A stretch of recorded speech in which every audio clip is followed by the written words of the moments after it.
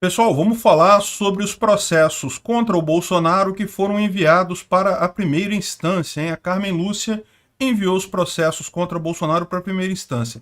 Isso é bom? Isso é ruim? Isso é esperado? O que vai acontecer agora?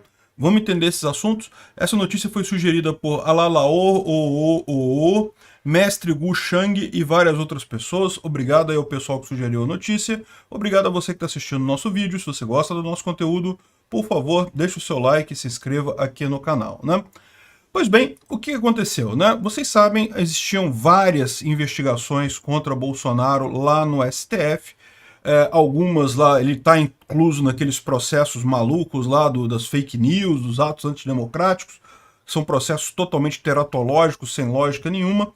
Mas existe uma série de outros processos em que ele figura sozinho. Então são processos contra o Bolsonaro por um monte de coisa, né? Por exemplo, declarações que ele deu antes do 7 de setembro ou no 7 de setembro de 2021. Enfim, um monte de coisas que o pessoal entrou com ação contra o Bolsonaro. O STF começou a investigação ali, estava com o processo correndo ali, enquanto era Bolsonaro o presidente. Só que Bolsonaro agora não é mais presidente, então ele não tem mais o foro privilegiado, ele não é mais julgado no STF. E com isso, a Carmen Lúcia, que é a atual presidente do STF, ordenou que os processos baixassem à primeira instância. A maior parte deles deve cair em algum juízo de Brasília, certamente ainda haverá o sorteio disso daí, a distribuição desses processos lá em Brasília, né? E o mais curioso dessa história é que eu vi muito bolsonarista comemorando isso, falando: aí, Bolsonaro agora não está mais nas mãos do STF. Gente, não é para comemorar, não. O STF está no topo da justiça brasileira. Ele está na mão do STF de qualquer forma, né? Então, o fato dos processos terem ido para a primeira instância, na verdade, representa um risco maior. É aquilo que eu falei para vocês, né? Para ter um juiz de esquerda que resolva decretar a prisão do Bolsonaro, custa pouquíssimo no final das contas. O que mais tem por aí é juizinho de primeira instância esquerdista. Aliás, de segunda instância também, né, os desembargadores também, e de Tribunal Superior também, mas enfim, no STF ele tinha ainda alguma proteção. Por quê?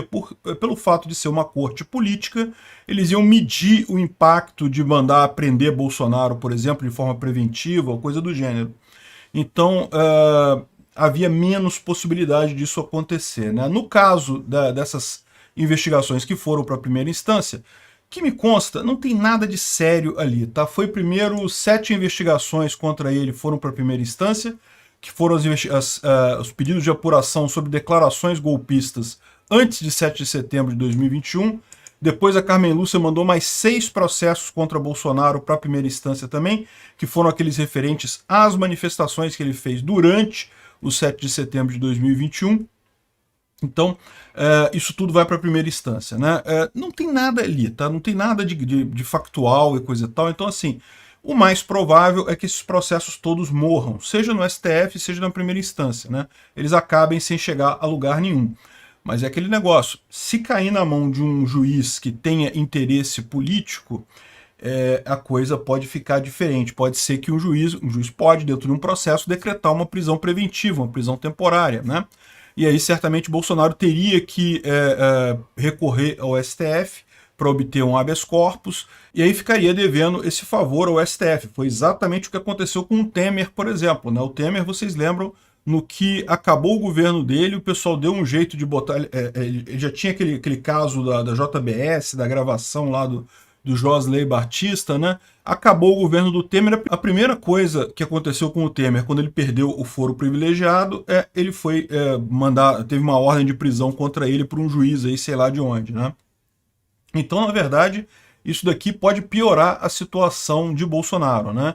É verdade que, como eu falei para vocês, esses projetos não tem nada demais, esses processos não tem nada demais. Então, o mais provável é que não dê em nada. Mas existe sim o risco de algum juizinho querer aparecer e querer prender Bolsonaro por conta desses processos, né? Vamos ver como é que isso vai acontecer, vamos ver principalmente para quem que vai ser sorteado esses processos quando chegarem lá no TRF1, né, no TRF da primeira região, que é o de Brasília, né?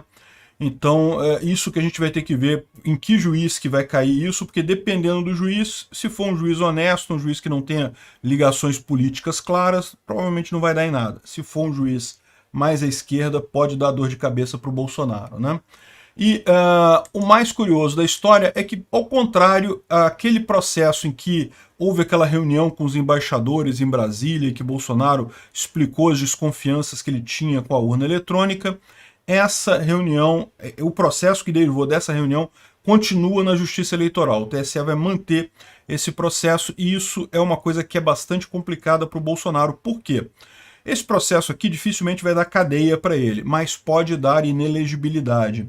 Então tem muita gente dizendo que justamente esse é o processo que o pessoal escolheu para tornar o Bolsonaro inelegível, né? O que está mais fácil, sem dúvida alguma, como eu já expliquei para vocês, agora em abril já entra o Nunes Marques na composição do TSE, então ele já pode pedir vista de um eventual processo, pode segurar a coisa toda, então vai ficar muito mais difícil para Bolsonaro se tornar inelegível no TSE a partir de abril. Então eles querem uma coisa que seja uma bomba para conseguir agilizar isso rápido e tornar Bolsonaro inelegível ainda em março. E justamente esse processo dos embaixadores lá em Brasília é o que está mais adiantado. Então o que a gente vai ver provavelmente é isso daí, né? Ou seja, eles mantiveram no TSE esse processo, embora Bolsonaro agora não tenha mais foro, não seja mais candidato, não tenha mais nada, eles ainda mantiveram o processo lá exatamente por conta de quererem aplicar, muito provavelmente, uma inelegibilidade no Bolsonaro.